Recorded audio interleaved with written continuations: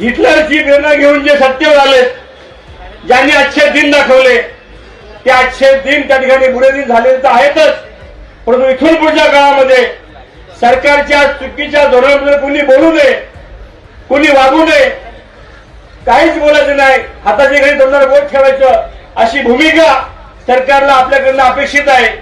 आपले मोर्चे, आंदोलन, चळवळी, सर्वसामान्यांचा आवाज आपण उठवायचा नाही.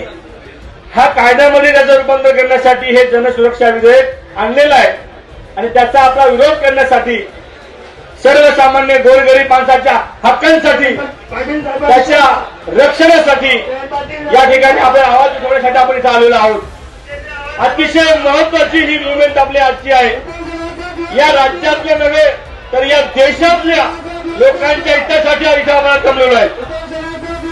ज्या वेळेला इतिहास लिहिला जाईल, ज्या वेळेला आपण कुठे होतो हे तुम्हाला, आम्हाला, आपल्या मुलाबाळाला सांगता येईल की आम्ही या सरकारच्या विरोधामध्ये होतो आणि आम्ही सर्वसामान्य माणसाच्या हिताचे, न्यायासाठी आम्ही सरकारच्या विरोधामध्ये लढलो. निश्चितपणानं हा काळा कायदा रद्द करण्यासाठी इथून पुढची लढाई आपण तीव्र करूया.